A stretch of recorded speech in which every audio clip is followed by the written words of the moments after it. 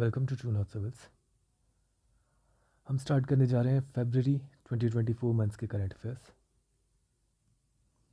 ये हमारा इंडेक्स रहेगा और हम सबसे पहले स्टार्ट करेंगे national current affairs. First topic है चंडीगढ़ मेयर इलेक्शंस। तो चंडीगढ़ मेयर इलेक्शंस में बीजेपी कैंडिडेट मनोज सोनकर को विनर डिक्लेयर किया गया था। वो मेयर बने थे। लेटेस्ट सुप्रीम कोर्ट ने इंक्वायरी की और वहाँ पे रिजल्ट मिला कि रिटर्निंग ऑफिसर जो थे अनिल मासी, इन्होंने 8 बैलेट पेपर्स को अननेसेसरीली इनवैलिडेट कर दिया था। ये 8 के 8 बैलेट पेपर्स आप कैंडिडेट कुलदीप कुमार के फेवर में थे। ये कुलदीप कुमार है। लेटेस्ट सुप्रीम कोर्ट ने अपना जजमेंट सुनाया और इलेक्शन रिजल्ट को इनवैलिडेट डिक्लेयर किया। कुलदीप कुमार हमारे नए मेयर डिक्लेयर किए गए। इसके बाद अनिल मासी के अगेंस्ट प्रोसीडिंग्स की स्टार्ट की गई हैं। तो on what grounds supreme court ने ये इलेक्शन रिजल्ट इनवैलिडेट किया है? सो एक आर्टिकल है हमारे कॉन्स्टिट्यूशन में 142। ये सुप्रीम कोर्ट के ऊपर पावर देता है टू डू कंप्लीट जस्टिस। कौन से केस में? जब कोई लॉ या प्रोविज़न नहीं एग्जिस्ट करता जो उस प्रॉब्लम को रेक्टिफाई कर सके, तो सुप्रीम कोर्ट इंटरफेयर करती है अंडर 142। तो Chandigarh mayor election, Kuldeep Kumar, article 142। Next article है इलेक्टोरल बॉन्ड्स। तो सुप्रीम कोर्ट के 5 जज बेंच ने इलेक्टोरल बॉन्ड्स को अनकॉन्स्टिट्यूशनल डिक्लेयर किया है। एससी ने वर्डिक्ट दिया है कि electoral bonds article 14 and right to information under article 19(1)(a violate करते हैं। इसके बाद सुप्रीम कोर्ट ने एसबीआई को कहा है कि फ्रॉम 2019 ऑनवर्ड्स जो भी पॉलिटिकल पार्टी को डोनेशंस मिले हैं उसकी डिटेल एससी को सबमिट की जाए। इलेक्टोरल बॉन्ड्स होते क्या हैं? तो ये 2018 में इंट्रोड्यूस हुए थे। इलेक्टोरल बॉन्ड्स को यूज़ करके इंडिविजुअल्स एंड एंटिटीज़ जैसे बिजनेस ग्रुप्स ये डोनेशन दे सकती हैं रजिस्टर्ड पॉलिटिकल पार्टीज़ को। इसमें डोनर अनोनिमिटी मेंटेन की जाती है। इश्यूअर कौन है? एसबीआई अंडर उनकी 29 ब्रांचेस। तो इलेक्टोरल बॉन्ड्स 14 और 19(1)(a को वायलेट करती हैं। 2018 में ये स्टार्ट किया गया था। नेक्स्ट है हमारा 5 वेटलैंड ऐड किए गए रामसर साइट लिस्ट में। तो रामसर साइट लिस्ट होती क्या है? ये वो लिस्ट होती है जिसमें वेटलैंड्स ऐड किए जाते हैं और उनका कंजर्वेशन किया जाता है, एफर्ट्स डाले जाते हैं उस पर।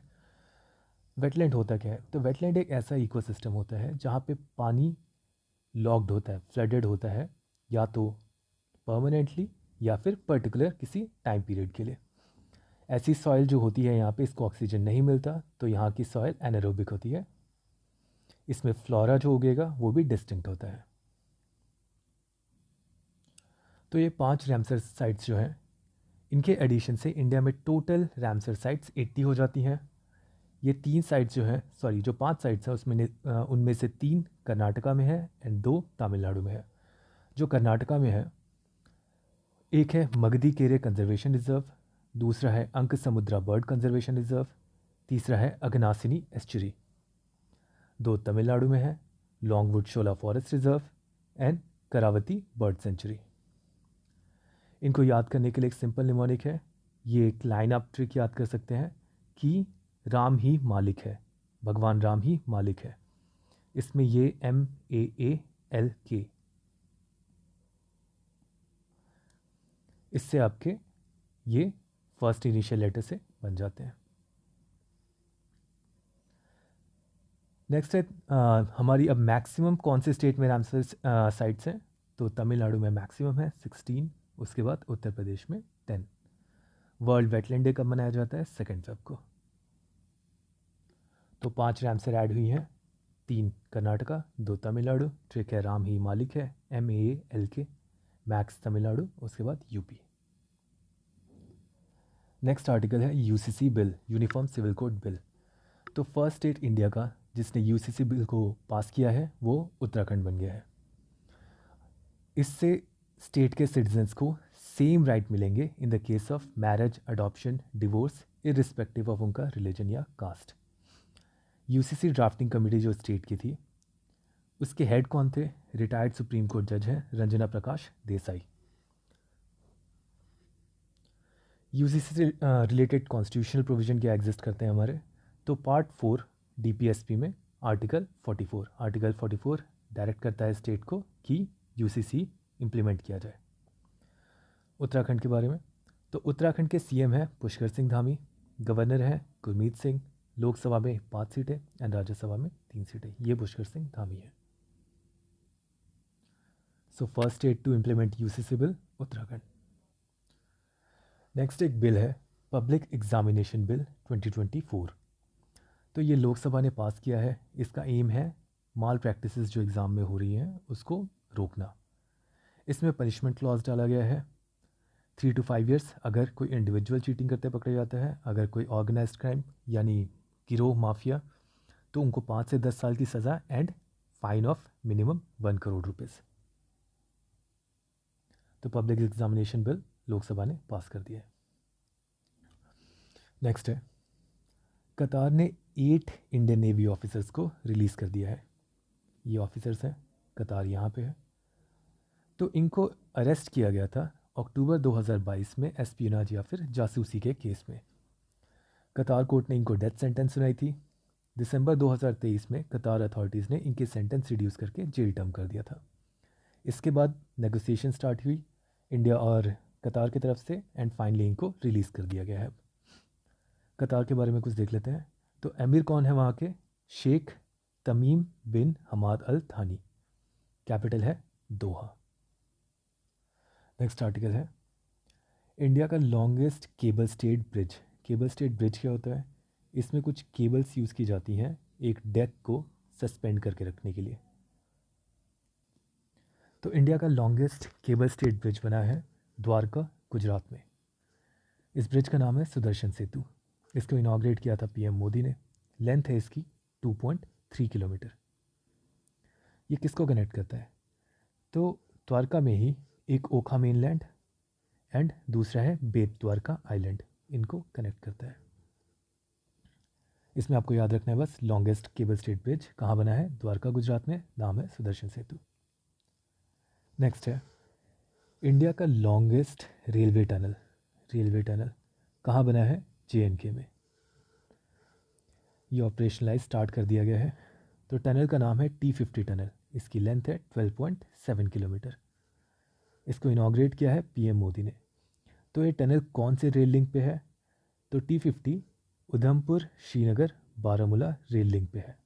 इस रेल लिंक की एक्चुअल टोटल लेंथ है अराउंड 270 किलोमीटर। इसमें से 12.7 किलोमीटर जो हमारा है वो T50 है। नेक्स्ट आर्टिकल, तो प्रेसिडेंट मुर्मू ने नॉमिनेट किया है सतनाम सिंह संधू को राज्यसभा के एमपी की तरह। तो सतनाम सिंह संधू ने चंडीगढ़ यूनिवर्सिटी बनाई थी 2012 में। राज्यसभा नॉमिनेशन के बारे में देख लेते हैं।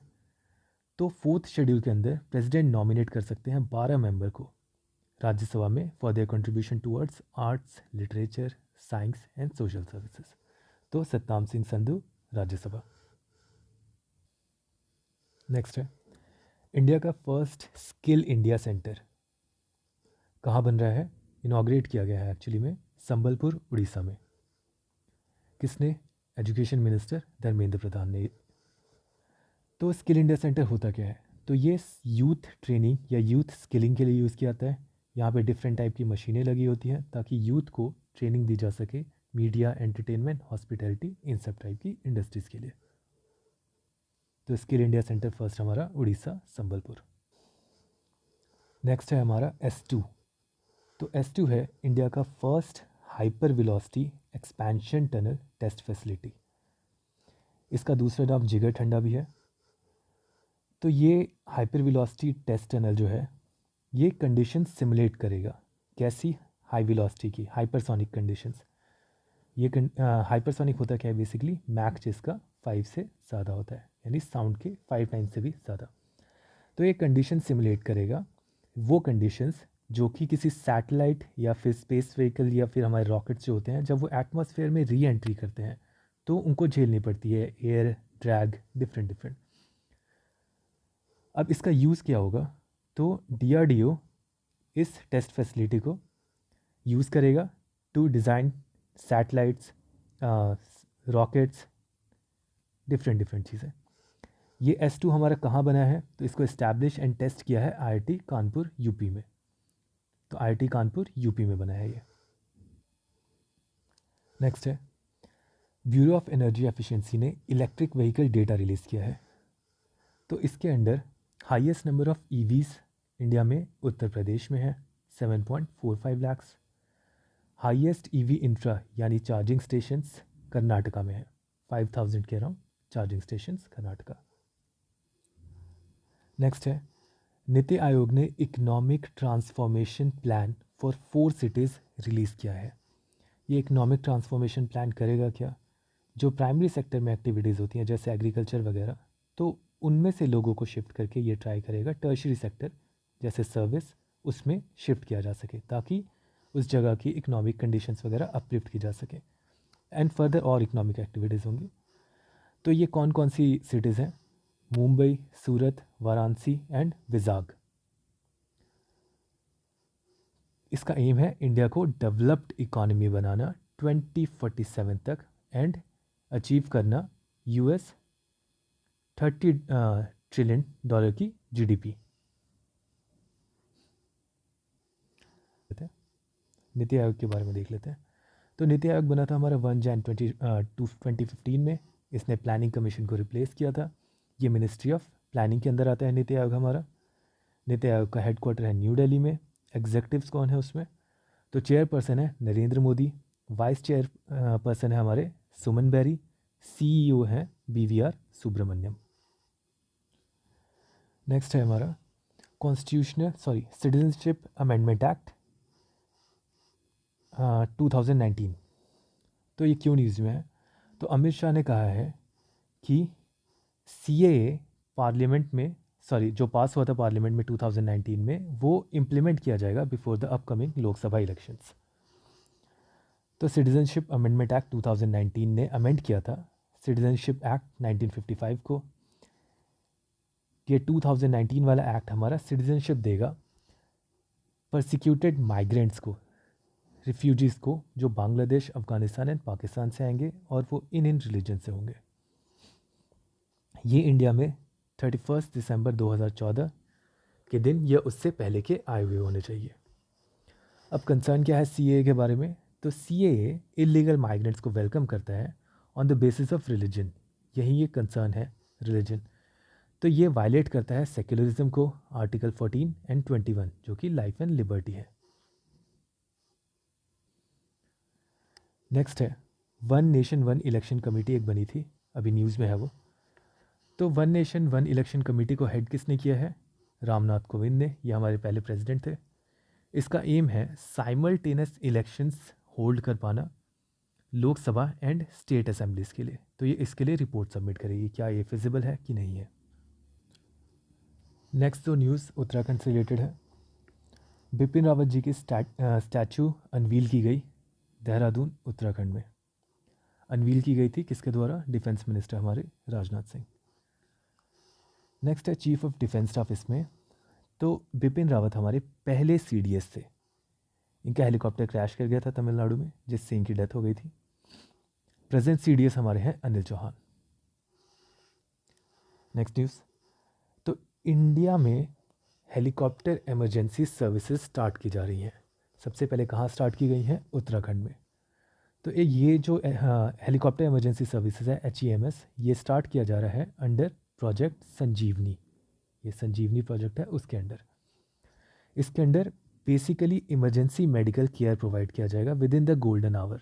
गोल्डन आवर वो क्रिटिकल आवर होता है जिसमें लाइफ थ्रेटनिंग इंसिडेंट के बाद बचाया जा सकता है। आर्टिकल हम नेशनल न्यूज़ हमारा ख़त्म हो चुका है, हम इंटरनेशनल न्यूज़ पे आ रहे हैं।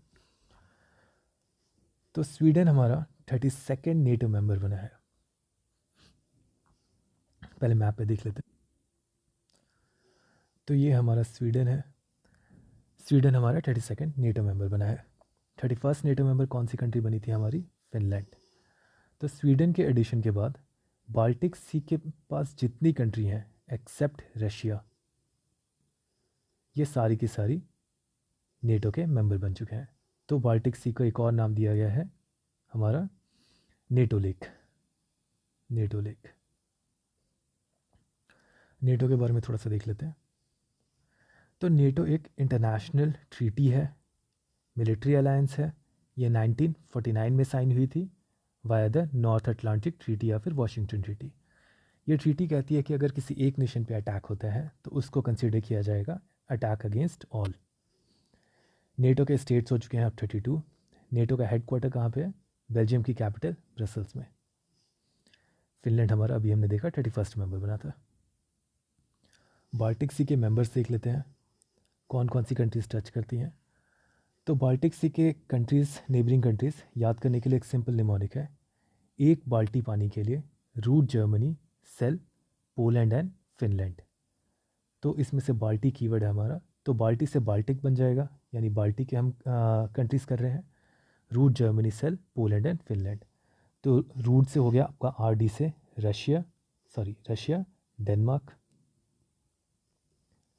फिर जर्मनी आपका, S से आपका हो गया स्वीडन, E से हो गया आपका एस्टोनिया, लातविया, लिथुआनिया, सेल, पोलैंड एंड फिनलैंड। तो पोलैंड एंड फिनलैंड, पोलैंड यहाँ पे हो गया, फिनलैंड यहाँ पे हो गया। नेक्स्ट है first European country to offer digital visa.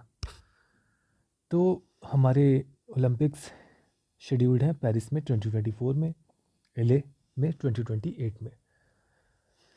तो पेरिस में जो ओलंपिक्स हैं उसके लिए फ्रांस ने डिजिटल वीज़ा देना स्टार्ट किया है ताकि प्रोसेस जल्दी किया जा सके।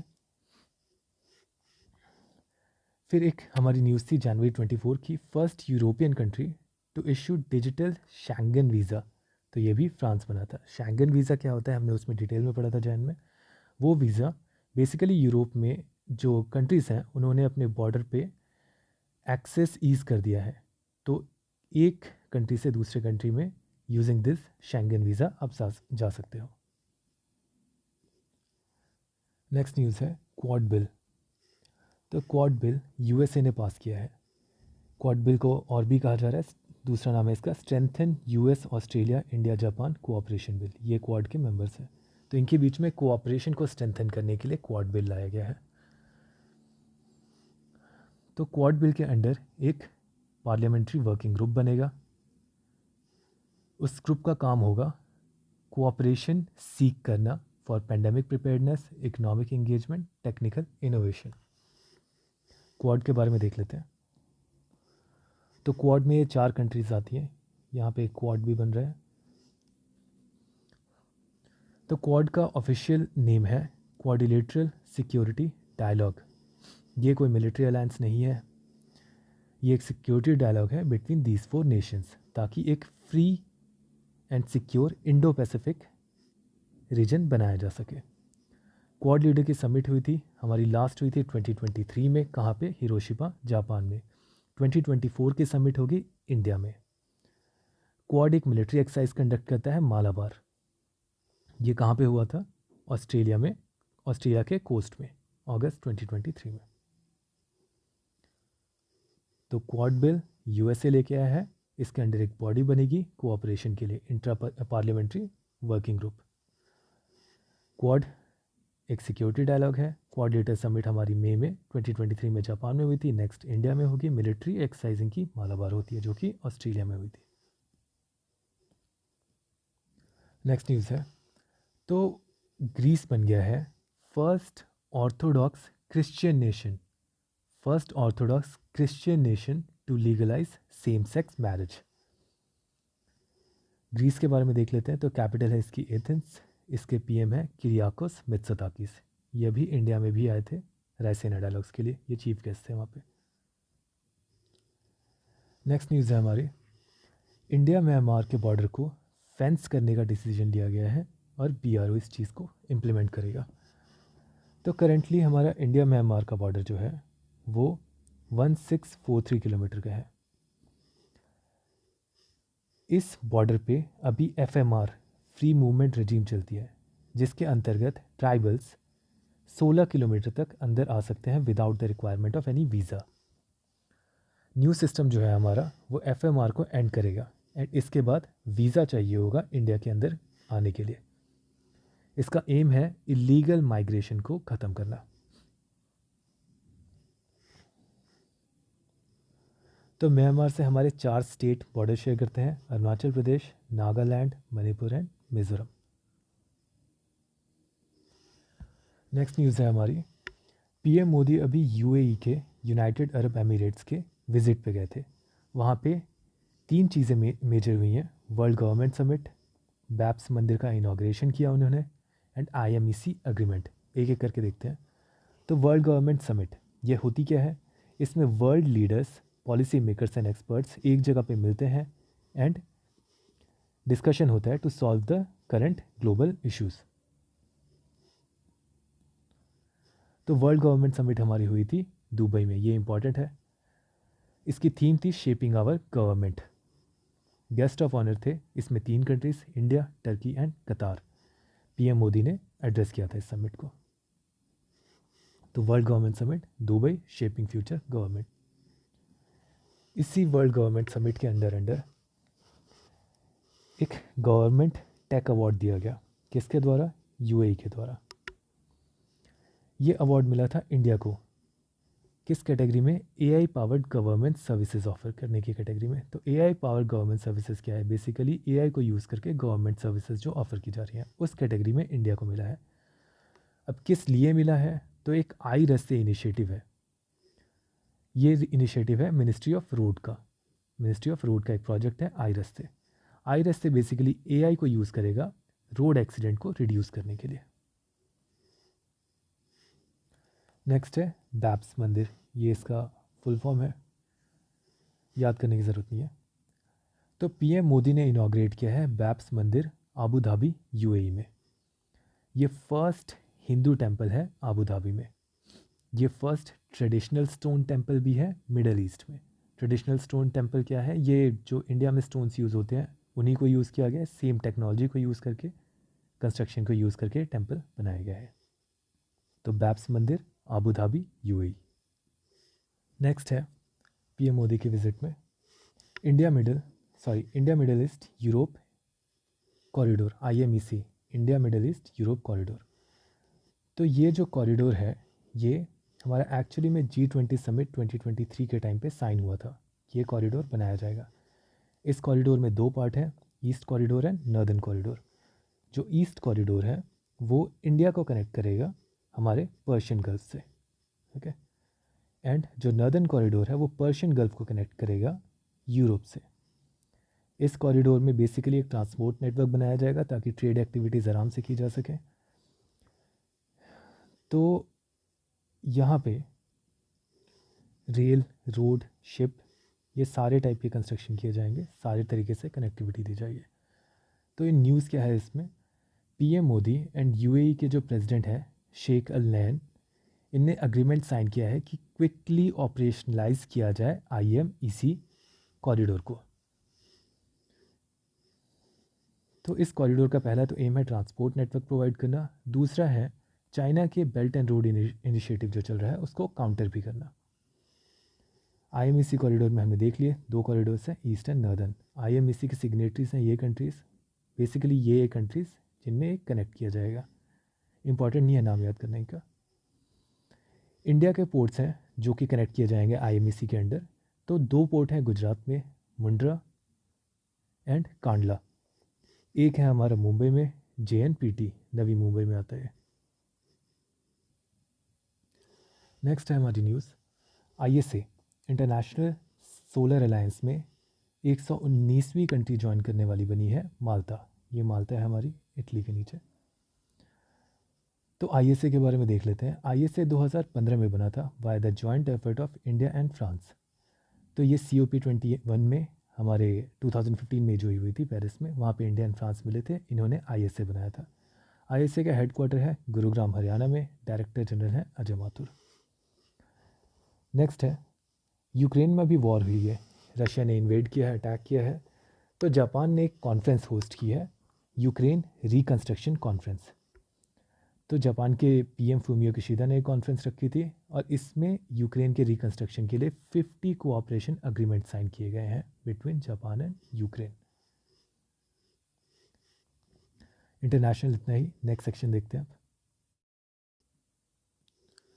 नेक्स्ट सेक्शन हम स्टार्ट कर रहे हैं अवार्ड्स। तो 2024 में 5 लोगों को भारत रत्न दिया गया। BR हमारा हाईएस्ट सिविलियन अवार्ड है। तो 50th जो भारत रत्न है वो दिया गया है LK आडवाणी को। तो देख लेते हैं पहले कंप्लीट लिस्ट। तो लाल कृष्ण आडवाणी, चौधरी चरण Singh, Karpoori Thakur, PV Narasimha Rao and MS Swaminathan को दिया गया है। ये नाम फेमस है, आप याद रख सकते हैं। अगर ट्रिक चाहें तो ट्रिक भी यूज़ कर सकते हैं। तो लकी PM को भारत रत्न मिला, lucky PM wins Bharat Ratna. तो LCK PM।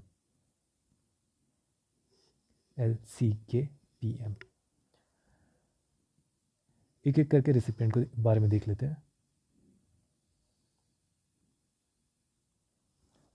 तो सबसे पहले हमारा लाल कृष्ण आडवाणी, तो ये BJP लीडर रहे हैं।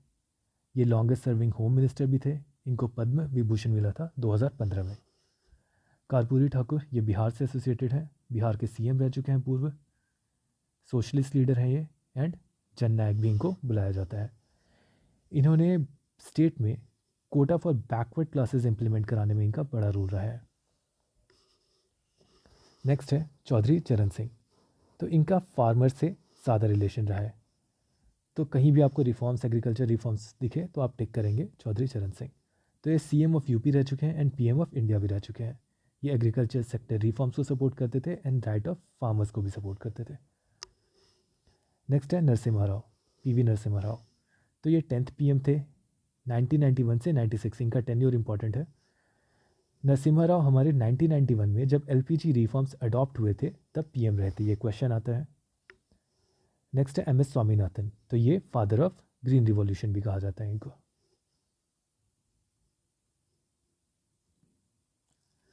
भारत रत्न के बारे में कुछ स्टैटिक डेटा दिया गया है, ये आप एक बार पॉज करके रीड कर सकते हैं, इंपॉर्टेंट है, एग्जाम में कभी स्टैटिक पूछ लेते हैं ये portion.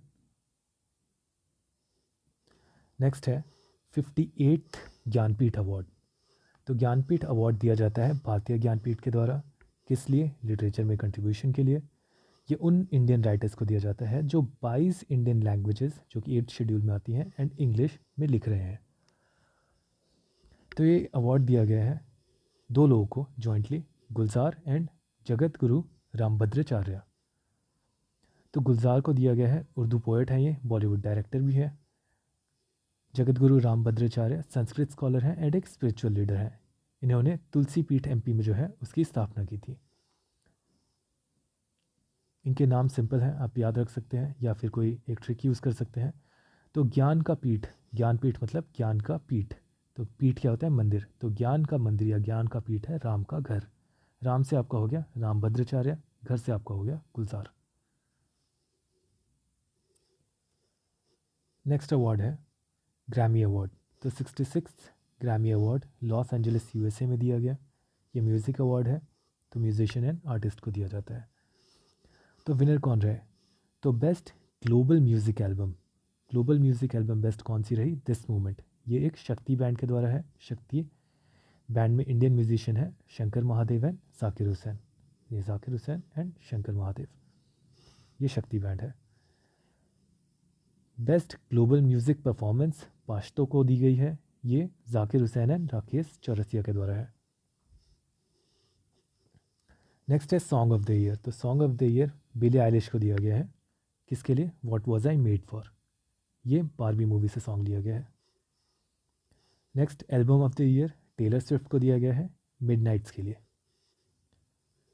Record of the year Miley Cyrus को फ्लावर्स के लिए। इसके बाद बेस्ट ऑडियो बुक दी गई है का अवार्ड मिशेल ओबामा को for the light we carry overcoming in uncertain times. Audio book Michelle Obama. फिर 2 अवार्ड्स हैं, इनको आप छोड़ भी सकते हैं मर्जी हो तो। बेस्ट न्यू आर्टिस्ट दिया गया विक्टोरिया मोनेट को एंड बेस्ट कॉमेडी एल्बम दिया गया है डेव शपैल को व्हाट्स इन अ नेम के लिए। नेक्स्ट है बाफ्टा अवार्ड्स या फिर ब्रिटिश अकेडमी फिल्म अवार्ड्स, तो ये लंदन में हेल्ड हुए थे। इसमें लिस्ट ऑफ विनर्स, तो ओपनहाइमर मूवी को बेसिकली 3 अवार्ड मिले हैं इसमें। तो best film Oppenheimer, best actor Oppenheimer में सिलियन मर्फी को, बेस्ट डायरेक्टर क्रिस्टोफर नोलन को, ये भी ओपनहाइमर के लिए। बेस्ट एक्ट्रेस इसमें बस एमा स्टोन को मिला है पुअर थिंग्स के लिए। इसमें कुछ और अवार्ड्स हैं, ये आप एक बार रीड कर सकते हैं, ज़्यादा इंपॉर्टेंट नहीं है ये। नेक्स्ट है Dada Saheb Phalke international film festival awards. तो बेस्ट फिल्म का अवार्ड दिया गया इसमें जवान को, बेस्ट एक्टर का शाहरुख खान को, बेस्ट एक्ट्रेस का रानी मुखर्जी को, बेस्ट डायरेक्टर का संदीप रेड्डी को for Animal movie. Best supporting actor इसमें अनिल कपूर रहे and best actor in negative role Bobby Deol. ये थोड़े छोटे हैं इसमें अवार्ड्स, इनको आप चाहे तो छोड़ भी सकते हैं। नेक्स्ट है KPP नाम्बियर अवार्ड। तो KPP Nambiar award IEEE institute of electrical and electronics engineers का केरला सेक्शन देता है। ये किसको दिया गया है? एस सोमनाथ को, ये इसरो के चेयरमैन हैं। इसरो के बारे में देख लेते हैं। तो इसरो हमारी सबसे पहले तो डिपार्टमेंट ऑफ स्पेस के अंदर आती है, और ये department of space prime minister के अंडर आता है। तो हमारे चेयरमैन जो है इसरो के एस सोमनाथ, ये डिपार्टमेंट ऑफ स्पेस के सेक्रेटरी भी हैं। इसरो का हेडक्वार्टर है बेंगलुरु में। इसरो बना कब था? 1969 में। अब ये दो अवार्ड है हमारे फोटोग्राफी से रिलेटेड।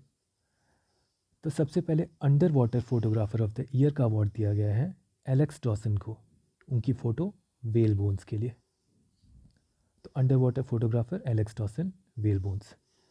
दूसरा है wild life photographer of the year का अवार्ड दिया गया है नीमा सरिंखानी को। ठीक है, नीमा सरिंखानी को, ये ब्रिटिश फोटोग्राफर हैं। इनकी फ़ोटो आइस बेड के लिए, आइस बेड में पोलर बियर को डिपिक्ट किया है ऐसे सोते हुए। अब नेक्स्ट दो अवार्ड देखते हैं हम। तो इन दोनों अवार्ड में इंडियन नेशनल को सम्मानित किया गया है फॉरेन कंट्री के द्वारा। तो सबसे पहला अवार्ड है द लेजेंड ऑफ ऑनर। ये फ्रांस का हाईएस्ट सिविलियन अवार्ड है, जैसे हमारा भारत रत्न होता है। ये अवार्ड किया गया है शशि थरूर को। ये कांग्रेस लीडर हैं। किस लिए? For strengthening India and France relations.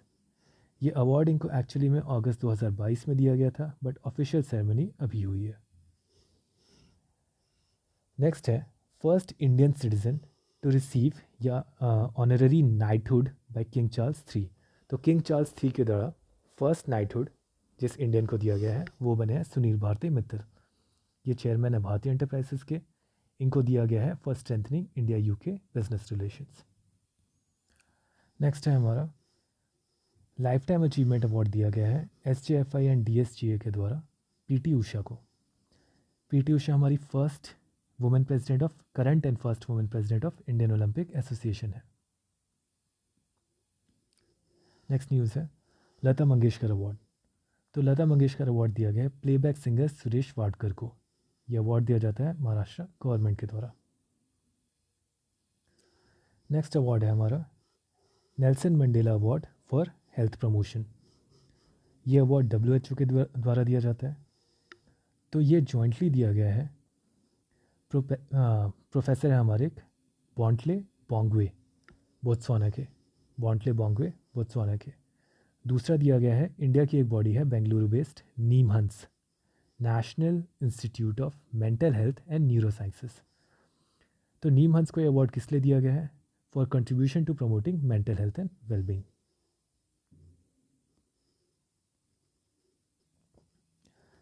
Next award है तो फर्स्ट वुमेन साइंटिस्ट बनी है GD बिरला अवार्ड जीतने वाले 2023 के। तो GD बिरला अवार्ड 2023 का फर्स्ट वुमेन साइंटिस्ट बनी है अदिति सेन D। इनको किस लिए दिया गया है? For her contribution to quantum tech. GD Birla award हमारा दिया जाता है KK बिरला फाउंडेशन के द्वारा।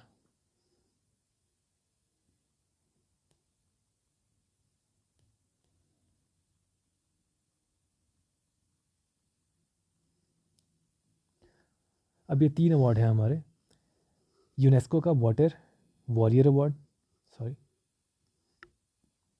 यूनेस्को का water warrior award, water warrior city award. तो ये नोएडा को दिया गया है for waste water treatment and reuse. तो वर्ल्ड वाटर अवार्ड्स हमारे स्टार्ट किए गए हैं, जॉइंटली ऑर्गेनाइज किए गए थे सेंट्रल गवर्नमेंट एंड यूनेस्को के द्वारा। इसमें नोएडा को मिला वाटर वॉरियर अवार्ड। नेक्स्ट है 12th annual traveller review awards, ये booking.com देता है एनुअल ट्रैवलर रिव्यू अवार्ड्स। इसमें most welcoming region in India का अवार्ड मिला है हिमाचल प्रदेश को। Next Lakshmi Narayan international award. तो लक्ष्मी नारायण इंटरनेशनल अवार्ड दिया गया है म्यूजिशियन प्यारेलाल शर्मा को। नेक्स्ट हम मूव कर रहे हैं इंडेक्सेस एंड रिपोर्ट्स पे। तो सबसे पहला है हमारा ब्रांड गार्डियनशिप इंडेक्स। तो ब्रांड गार्डियनशिप इंडेक्स दिया जाता है ब्रांड फाइनेंस के द्वारा। ये उन सीईओ को मिलता है जो अपना बिजनेस एक सस्टेनेबल मैनर में चला रहे होते हैं, जिसमें इन्वायरमेंट, अपने स्टेक होल्डर्स, सबकी नीड्स का ध्यान रखते हुए चल रहा होता है। तो इसमें टॉप पोजीशन मिली है मा वतांग को, ये है टेंसेंट के सीईओ। सेकंड पोजीशन मिली है मुकेश अंबानी को, टॉप इंडियन। 10th हमारी एक लीडिंग फीमेल सीईओ है लीना नायर ऑफ शनेल, उनको मिला है। थर्ड फोर्थ आपको याद करने की ज़रूरत नहीं है। तो first Ma Huateng and second Mukesh Ambani. Next index है हमारा टॉम ट्रैफिक इंडेक्स। तो ये सिटीज़ को on the basis of traffic ranking देता है। तो सबसे ज़्यादा कंजेस्टेड यानी ट्रैफिक वाली सिटी है हमारी वर्ल्ड में लंदन, यूके में। सेकंड नंबर पे आती है आयरलैंड की कैपिटल डबलिन। इसके बाद बाकी से हमें मतलब नहीं है, हम इंडिया का देखते हैं। तो इंडिया में आती है, मतलब वर्ल्ड में इंडियन सिटी आती है 6th रैंक पे बेंगलुरु, 7th पे पुणे। तो टॉम ट्रैफिक इंडेक्स में टॉप किया है लंदन ने, इंडिया की पहली सिटी है बेंगलुरु। नेक्स्ट इंडेक्स है हमारा global intellectual property index. Global intellectual property index, इसको रिलीज़ किया है यूएस चेंबर ऑफ कॉमर्स ने। पहले इंटेलेक्चुअल प्रॉपर्टी क्या होती है हम ये देख लेते हैं। तो एनी क्रिएशन ऑफ माइंड, आपके दिमाग ने कुछ भी क्रिएट किया, जैसे कोई इन्वेंशन, आर्टिस्टिक वर्क, इन सबको इंटेलेक्चुअल प्रॉपर्टी कहा जाता है। इंटेलेक्चुअल प्रॉपर्टी इंडेक्स क्या करता है, तो ये रैंक करता है कंट्रीज़ को on the basis of efforts made by the country to protect the intellectual property of the creators. यानी क्रिएटर की जो इंटेलेक्चुअल प्रॉपर्टी को प्रोटेक्ट करने के लिए कितना एफर्ट डाला जा रहा है, क्या लॉ बनाए जा रहे हैं, फॉर एग्जांपल उनको क्या कॉपीराइट दिया जा रहा है, पेटेंट्स दिया जा रहा है, ट्रेडमार्क्स दिए जा रहे हैं, उस पर रैंकिंग की जाती है। तो आईपी इंडेक्स 2024 के बारे में देखते हैं। तो टोटल कंट्रीज़ 55 रैंक की गई है उसमें। टॉप पे आता है हमारा America, UK and France third number पे। तो America first, United kingdom second, France third हो गया।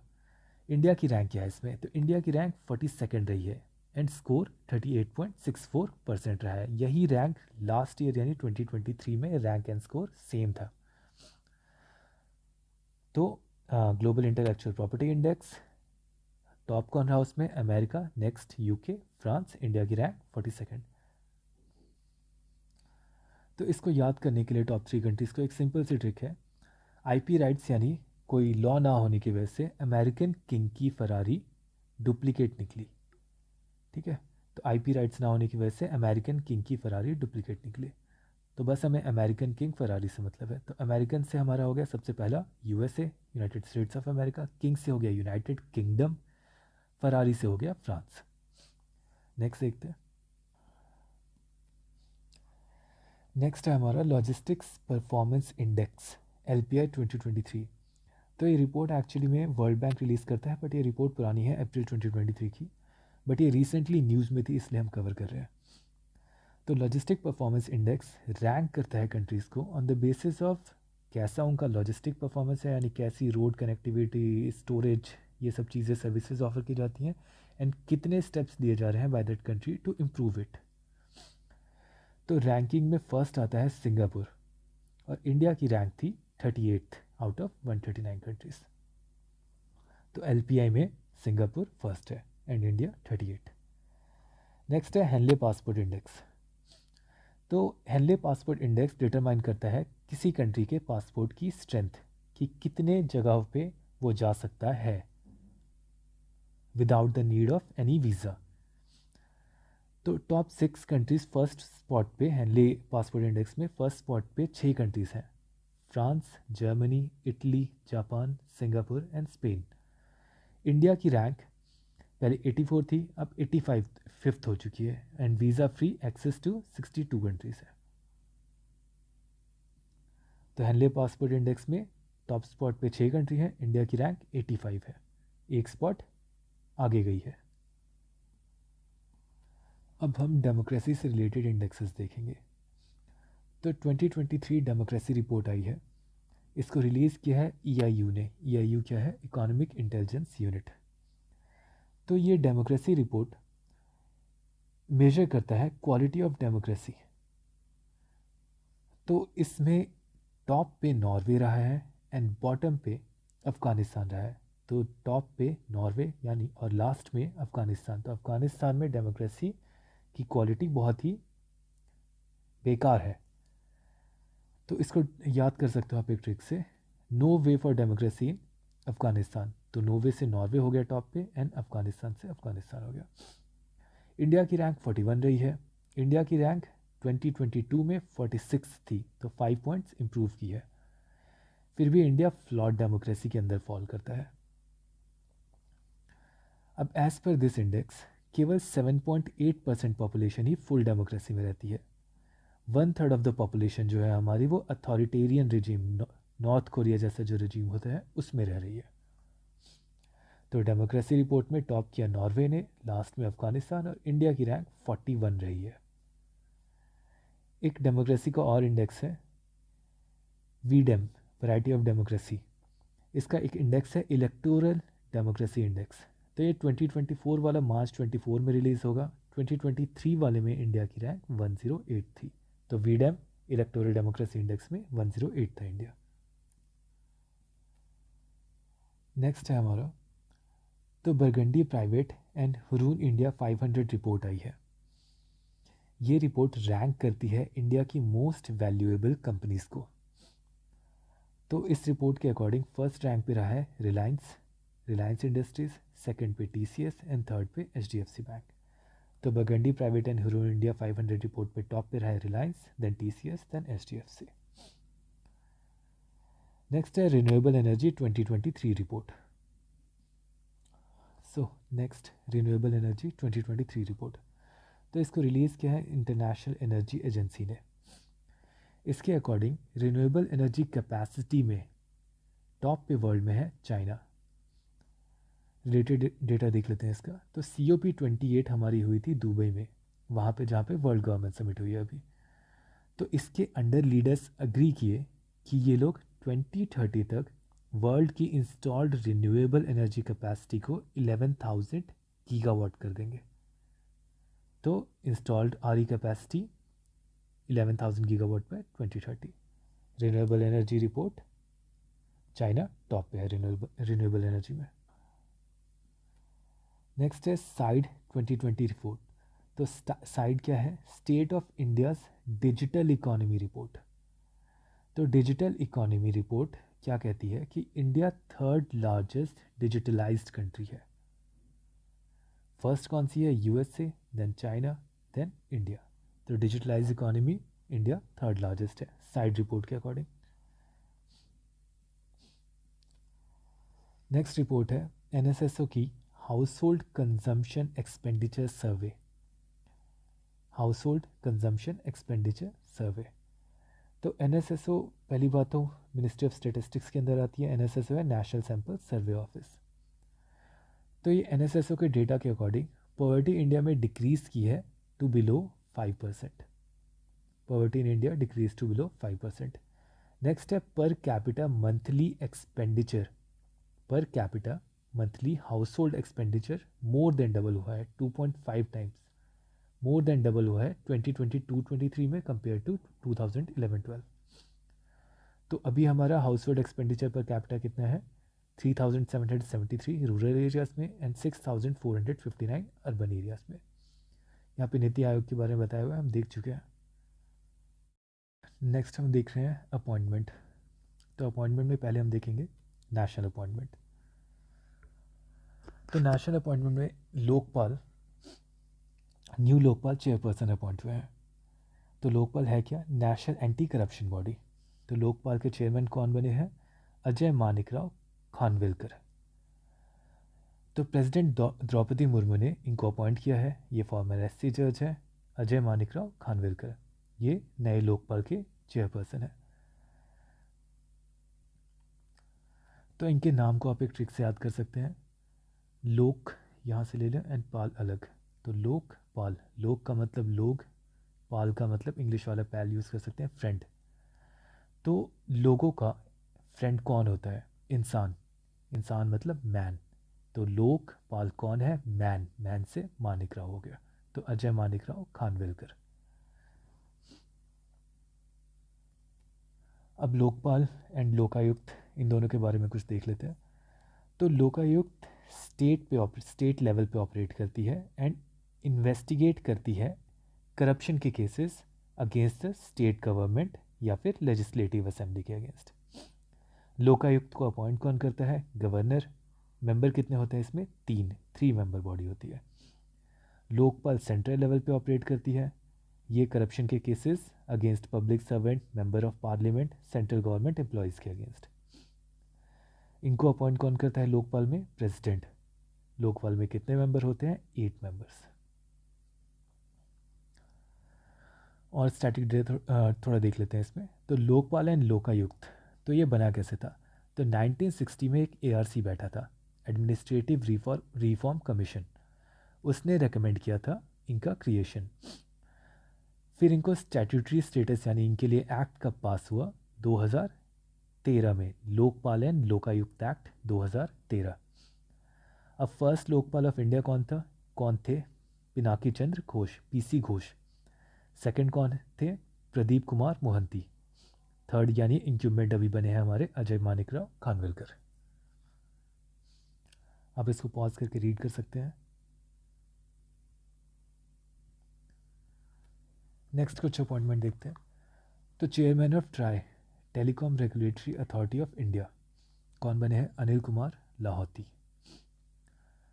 तो इसको याद करने के लिए आप टेलीकॉम में से टेली निकाल लो, तो टेलीफोन, तो एक नीले कलर का टेलीफोन है, ठीक है, टेलीफोन नीला, तो नीले से आप अनिल याद कर सकते हैं। टेली से टेलीफोन, टेलीफोन से इमेजिन करो नीले कलर का, तो नीले से अनिल हो गया, तो Anil Kumar Lahoti chairman of TRAI हो गए।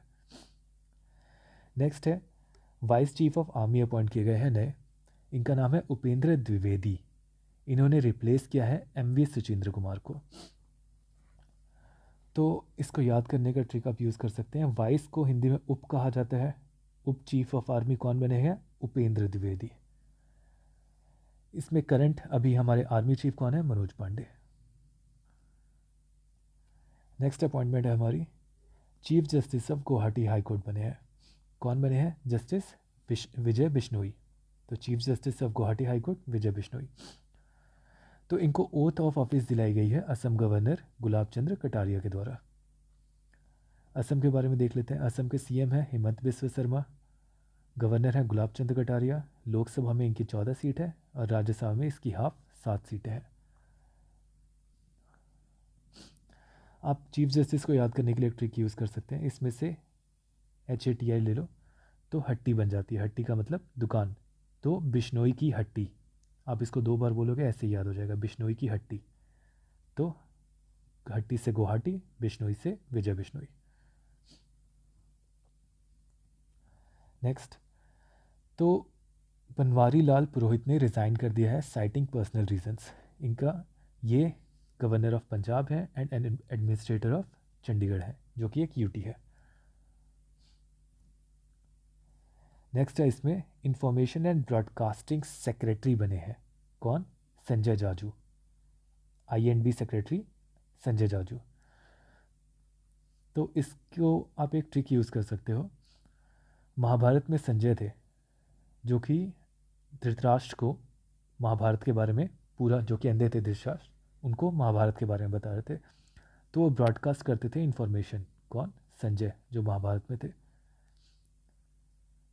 तो ब्रॉडकास्ट इन्फो से आपके इन्फॉर्मेशन एंड ब्रॉडकास्ट, संजय से संजय जाजू। नेक्स्ट है हमारे हेल्थ सेक्रेटरी बने हैं अपूर्व चंद्रा, हेल्थ सेक्रेटरी अपूर्व चंद्रा। तो इसमें ट्रिक यूज़ कर सकते हैं। तो हेल्थ सेक्रेटरी हैं तो एक्सरसाइज करते हैं, हेल्दी रहते हैं हमेशा, तो ये चंद्रमा की तरह चमकते रहते हैं, हेल्दी चंद्रमा, चंद्रमा से चंद्रा, अपूर्व चंद्रा। नेक्स्ट है हमारा गवर्नर ने अपॉइंट किया है, गवर्नमेंट ने अपॉइंट किया है न्यू विजिलेंस कमिश्नर, CVC के अंदर, सेंट्रल विजिलेंस कमीशन के अंदर। तो ये न्यू विजिलेंस कमिश्नर कौन बने हैं हमारे? AS राजीव।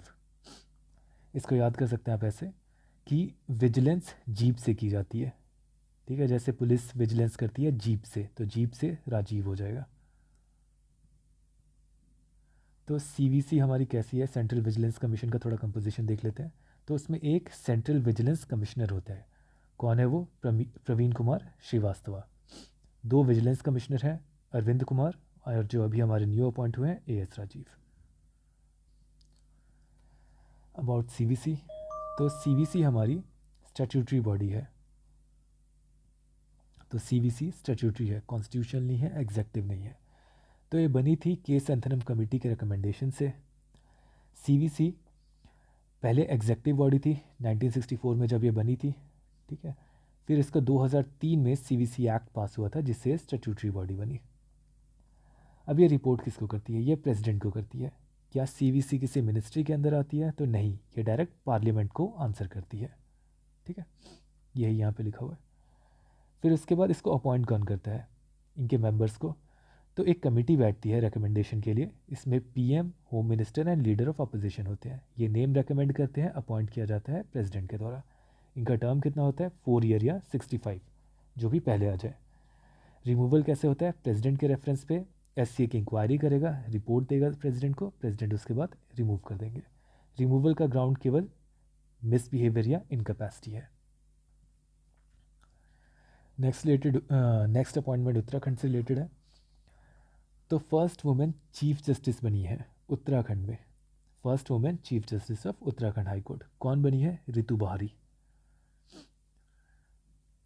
तो इसको ऐसे याद कर सकते हैं, उत्तराखंड में अब तक चीफ जस्टिस मैन होते थे, पहली बार कोई बाहरी बना है, तो बाहरी से हो गए रितु बहारी। तो चीफ जस्टिस को ओथ किसने दिलाई? यहाँ पे गवर्नर गुरमीत सिंह है यहाँ पे, ठीक है। इन्होंने रिप्लेस किया है चीफ जस्टिस विपिन संघी को, तो आप रितु बहारी को याद रखेंगे। नेक्स्ट है फर्स्ट वुमेन चीफ सेक्रेटरी बनी है उत्तराखंड में, ठीक है, चीफ सेक्रेटरी ऑफ उत्तराखंड, तो यह है राधा रतूरी।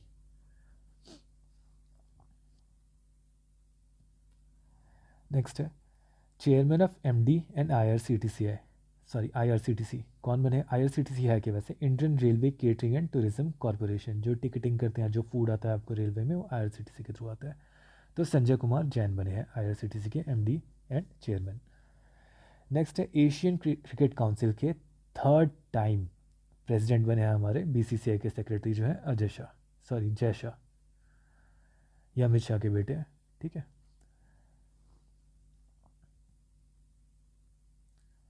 नेक्स्ट है बिहार लेजिस्लेटिव असेंबली में स्पीकर नए बने हैं। कौन नए स्पीकर बने हैं? BJP के हैं ये, नंदकिशोर यादव। तो बिहार के बारे में कुछ देख लेते हैं। CM है नीतीश कुमार, गवर्नर है राजेंद्र विश्वनाथ अर्लेकर, लोकसभा में बिहार की 40 एंड राज्यसभा में 16 सीटें हैं। लेजिस्लेटिव असेंबली में 243 सीट्स हैं बिहार के पास, काउंसिल में 75 सीट्स हैं, 63 उसमें से इलेक्टेड है, 12 नॉमिनेटेड है। नेक्स्ट अब हम देख रहे हैं इंटरनेशनल अपॉइंटमेंट्स। तो इंटरनेशनल कोर्ट ऑफ जस्टिस को नए प्रेसिडेंट मिले हैं उनके। तो न्यू प्रेसिडेंट कौन है? ये लेबनान से हैं, नवाफ सलाम। तो इसको एक ट्रिक से याद कर सकते हैं, इंटरनेशनल जज हैं तो इनको बहुत सारे सलाम मिलते हैं, ठीक है, इंटरनेशनल जज गेट सलाम, तो ICJ नवाफ सलाम हो गए। ICJ के बारे में देख लेते हैं हम लोग। तो ये one of the 5 principal organs of United Nation है, ठीक है, स्टैब्लिश 1945 में हुआ था, हेडक्वार्टर नीदरलैंड में है, official language English and French है। नेक्स्ट पाकिस्तान में अभी इलेक्शन हुए हैं, तो नए PM बने हमारे शहबाज शरीफ, ये हैं, एंड प्रेसिडेंट है हमारे आसिफ अली जरदारी। मलेशिया के 17th किंग बने हैं Sultan Ibrahim of Johor. Malaysia के king Sultan Ibrahim of Johor. Malaysia की कैपिटल क्या है? कुआलालंपुर। नेक्स्ट है यमन के नए PM बने हैं, यमन के नए PM, ठीक है। तो फॉरेन मिनिस्टर थे पहले ये अहमद अवध बिन मुबारक, ठीक है, ये अब नए PM बने हैं, अहमद अवध बिन मुबारक, यमन की कैपिटल है सना। नेक्स्ट है न्यू पीएम ऑफ कजाकिस्तान। तो कजाकिस्तान के कौन पीएम बने हैं? ओल्जास बैक्टेनॉफ। कजाकिस्तान के बारे में देख लेते हैं। तो कजाकिस्तान के प्रेसिडेंट है कासिम जोमार्ट, कैपिटल है अस्ताना। नेक्स्ट है new president of El Salvador. ये एल सेल्वाडोर यहाँ पे दिख रहा होगा। तो इसके नए प्रेसिडेंट बने हैं नायब बुकेले। ये काफ़ी न्यूज़ में है अभी। इन्हें बहुत ही बड़े स्केल पे एक जेल, ग्रैंड जेल बनाई हुई है, ठीक है। वहाँ पे क्राइम रेट बहुत ज़्यादा रिड्यूस कर दिया, बहुत गैंग्स वगैरह को इन्हें जेल में डाला है लार्ज स्केल में। तो एल सेल्वाडोर के प्रेसिडेंट बने हैं नायब बुकेले। एल सेल्वाडोर की कैपिटल क्या है? सान सेल्वाडोर। नेक्स्ट है प्रेसिडेंट ऑफ फिनलैंड। तो प्रेसिडेंट बने हैं फिनलैंड के। फिनलैंड यहाँ पे आपका, ठीक है। इसकी कैपिटल है हेलसिंकी। तो फिनलैंड के प्रेसिडेंट बने हैं अलेक्जेंडर स्टब। तो इसको कैसे याद करना है?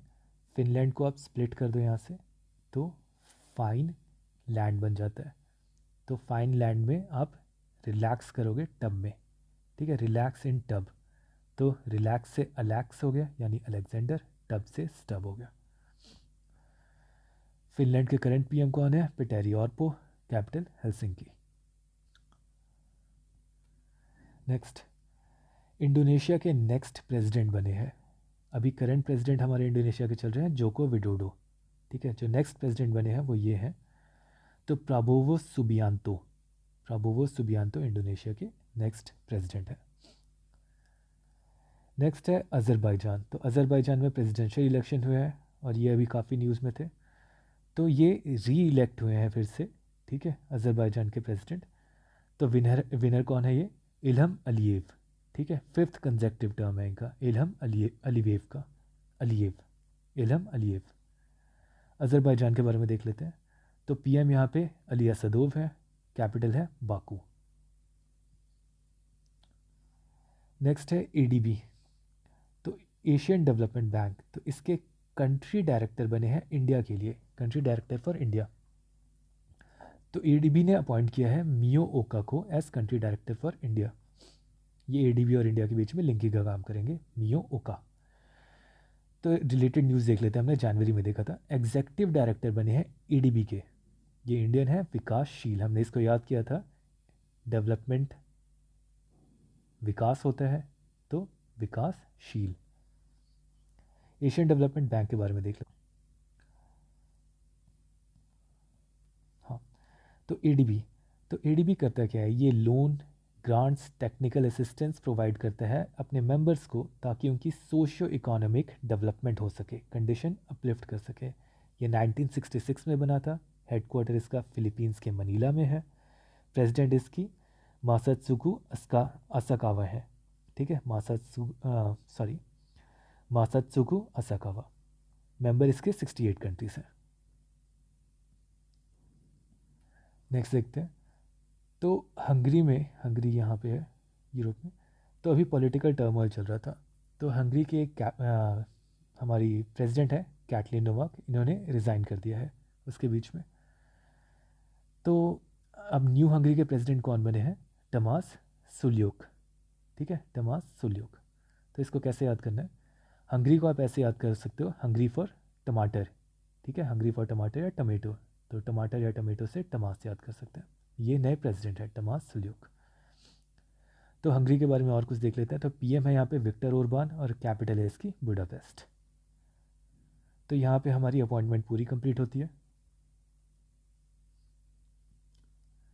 नेक्स्ट सेक्शन है हमारा स्कीम्स का। तो सबसे पहली स्कीम है हमारी पीएम सूर्य घर मुफ्त बिजली योजना। तो ये लॉन्च किया गया था 13 फरवरी 2024 को। इसमें जैसा नाम है, घरों के ऊपर सोलर पैनल लगाए जाएंगे। To install solar panel in 1 crore households and to provide 300 units of free electricity. जो इससे 300 यूनिट्स इलेक्ट्रिसिटी प्रोड्यूस होगी वो फ्री दिया जाएगा इनको। प्रोजेक्ट का कॉस्ट है टोटल 75,000 करोड़। इस स्कीम से 1 करोड़ फैमिलीज़ 15,000 एनुअली सेव करेंगी इलेक्ट्रिसिटी में, एंड फर्दर ये कमा सकती हैं, फर्दर अपनी इनकम बढ़ा सकती हैं। जो सरप्लस एनर्जी है वो डिस्कॉम्स को बेच के इलेक्ट्रिसिटी डिस्ट्रीब्यूशन कंपनीज को बेच के। नेक्स्ट है हमारा इसमें अपार आईडी कार्ड। तो अपार आईडी कार्ड इशू किया जा रहा है फॉर द स्टूडेंट्स इंडिया के under this one nation one student ID initiative. ये मिनिस्ट्री ऑफ एजुकेशन का इनिशिएटिव है। अपार का फुल फॉर्म है automated permanent academic account registry. तो जैसा नाम है इसका, परमानेंट आपके एकेडमिक रिकॉर्ड्स रजिस्टर किए जाएंगे इसमें। तो अपार अभी न्यूज़ में है। क्यों न्यूज़ में है? तो हमारे एजुकेशन मिनिस्टर धर्मेंद्र प्रधान ने एक कॉन्फ्रेंस इनॉग्रेट की थी जिसमें इन्होंने किस लिए 24 करोड़ आईडीज़ जो क्रिएट हुए हैं अपार के, one student one nation one ID, इस अचीवमेंट को सेलिब्रेट करने के लिए। तो 25 करोड़ आईडीज़ जनरेट हुए हैं अपार आईडीज़। अपार के बारे में देख लेते हैं। तो ये एवरी स्कूल स्टूडेंट को दिया जाएगा। ये हमारा नेशनल एजुकेशन जो पॉलिसी है 2020 की, उसके अंडर आता है। अपार में डिजिट्स 12 होंगे। अपार स्टूडेंट्स को हेल्प करेगा इन देयर परफॉर्मेंस को रिकॉर्ड करने में, टीचर्स को स्कूल ट्रांसफ़र के टाइम में स्टूडेंट्स को हेल्प करेगा। फिर उसके बाद डिजी लॉक जो है हमारा, उसकी एक्सेस देगा। नेक्स्ट देखते हैं NGHM, national green hydrogen mission. तो ये 4 जनवरी 2023 को लॉन्च हुआ था MNRE के अंदर, ministry of new and renewable energy के अंदर। तो ग्रीन हाइड्रोजन होता क्या है? तो आप किसी रिन्यूएबल सोर्स ऑफ एनर्जी को यूज़ करके अगर इलेक्ट्रोलाइसिस करते हो वाटर का, यानी वाटर को ब्रेक करते हो, उसमें से H2 और O2 निकाल रहे हो, तो ये जो H2 प्रोड्यूस हुआ रिन्यूएबल एनर्जी को यूज़ करके, उसे आप कहते हैं ग्रीन हाइड्रोजन। तो ये न्यूज़ में क्यों है? तो ministry of new and renewable energy ने कहा है, गाइडलाइंस इशू किए हैं बेसिकली, कि पायलट प्रोजेक्ट स्टार्ट किए जाएंगे जिसमें ग्रीन हाइड्रोजन को यूज़ किया जाएगा as fuel in buses, trucks and 4 wheelers. NGHM के बारे में कुछ देख लेते हैं। तो NGHM का एम क्या है? तो इंडिया को पहली बात तो हब बनाना इसका एम है for producing and exporting green hydrogen. दूसरा है इंडिया की फॉसिल फ्यूल से जो एनर्जी प्रोड्यूस की जा रही है उसे कम किया जा सके, डिपेंडेंसी रिड्यूस की जा सके। नेक्स्ट है at least 5 million metric ton of green hydrogen per annum produce किया जाए बाय 2030। ग्रीन हाइड्रोजन मैंने समझा दिया क्या होता है ये। इंडिया के कुछ और टारगेट्स देख लेते हैं। तो इंडिया चाह रहा है कि एनर्जी इंडिपेंडेंट हो जाए, ठीक है, 2047 तक। फिर net zero carbon emission India का टारगेट है 2070 तक। नेक्स्ट देखते हैं। तो सहकार से समृद्धि प्रोग्राम है। सहकार मतलब कोऑपरेशन टू प्रॉस्पेरिटी प्रोग्राम। तो मिनिस्ट्री ऑफ कोऑपरेशन के अंदर आता है ये प्रोग्राम। तो इस प्रोग्राम के अंडर, ये कोऑपरेटिव सेक्टर से रिलेटेड है, तो इस प्रोग्राम के अंडर वर्ल्ड का largest cooperative grain storage scheme start किया गया है। तो ये ग्रेन स्टोरेज के लिए है, जैसा नाम से पता चल रहा है। तो इसमें ग्रेन स्टोरेज के लिए कैपेसिटी बिल्ड की जाएगी 700 लाख मैट्रिक टन की। फिर उसके बाद इस प्रोजेक्ट का कॉस्ट 1.25 लाख करोड़ है। इस प्रोजेक्ट को नेक्स्ट 5 साल में कंप्लीट किया जाएगा। ये प्रोजेक्ट हेल्प करेगा बेसिकली फार्मर्स को कि वो पैनिक होकर अपना प्रोडक्ट सेल ना करे, प्रोड्यूस सेल ना करे, उसको स्टोर कर सकते हैं और अपने कन्वीनियंट टाइप पे सेल कर सकते हैं। नेक्स्ट एक इनिशिएटिव है नीति आयोग का, ग्रो इनिशिएटिव। तो ग्रो इनिशिएटिव क्या है? Greening and restoration of waste land with agroforestry, GROW, greening and restoration of waste land with agroforestry. तो इसको नीति आयोग ने लॉन्च किया है। एम है इसका इंडिया के वेस्ट लैंड को ट्रांसफॉर्म करना विद एग्रोफॉरेस्ट्री। तो एग्रोफॉरेस्ट्री होता क्या है? किसी वेस्ट पैच पे, किसी वेस्ट लैंड पे आप agriculture crop and trees and animals rearing ये सब साथ में कर रहे हो। तो इससे होता क्या है? वो लैंड धीरे धीरे इम्प्रूव करने लग जाता है, उसमें कार्बन सिक्वेस्ट्रेशन, न्यूट्रिएंट्स रिप्लेनिश करने लग जाते हैं। तो इसीलिए इसका नाम ग्रो इनिशिएटिव है। नेक्स्ट स्कीम देख रहे हैं हम लोग। तो आशा एंड आंगनवाड़ी वर्कर्स को इंक्लूड किया जाएगा under the Ayushman Bharat scheme. ये है हमारे आशा एंड आंगनवाड़ी वर्कर्स। तो ये इंटरिम बजट में कहा गया था कि आशा एंड आंगनवाड़ी वर्कर्स को इंक्लूड किया जाएगा आयुष्मान भारत स्कीम में। तो ये आयुष्मान भारत स्कीम प्रधानमंत्री जन आरोग्य योजना जो है, इसके बारे में देख लेते हैं। तो ये लॉन्च हुआ था सितंबर 2018 में। ऑब्जेक्टिव है इसका बेसिकली ये हेल्थ इंश्योरेंस है, पब्लिक हेल्थ इंश्योरेंस दिया जाता है 5 लाख का पर फैमिली पर ईयर। नेक्स्ट है हमारा पायलट प्रोजेक्ट स्टार्ट किया गया है स्मार्ट ग्राम पंचायत का। स्मार्ट ग्राम पंचायत हमारी एक स्कीम है, उसका पायलट प्रोजेक्ट स्टार्ट किया गया है। किसने स्टार्ट किया गया? Ministry of rural development and Panchayati Raj ने, जिसके मिनिस्टर हैं गिरिराज सिंह। तो स्मार्ट ग्राम पंचायत का एम क्या है? पहली बात तो ये एम कर रही है ग्राम पंचायत पे तक डिजिटाइजेशन मतलब उनको इंटरनेट एंड वाईफाई सर्विसेज वगैरह प्रोवाइड करना ताकि उनका रिकॉर्ड सेंट्रलाइज किया जा सके। तो कैसे डिजिटाइजेशन किया जाएगा? पीएम वानी सर्विसेज उनको प्रोवाइड करके। तो इसका पायलट प्रोजेक्ट कहाँ स्टार्ट किया गया है? बिहार के बेगूसराय डिस्ट्रिक्ट में। वहाँ पे सबसे पहले डिजिटाइजेशन स्टार्ट होगा। तो पीएम वानी क्या है? Prime minister's wifi access network interface. इसमें पब्लिक वाईफाई हॉटस्पॉट्स बनाए जाएंगे नेशन वाइड। तो हमारा स्कीम भी यहाँ पे ख़त्म होता है।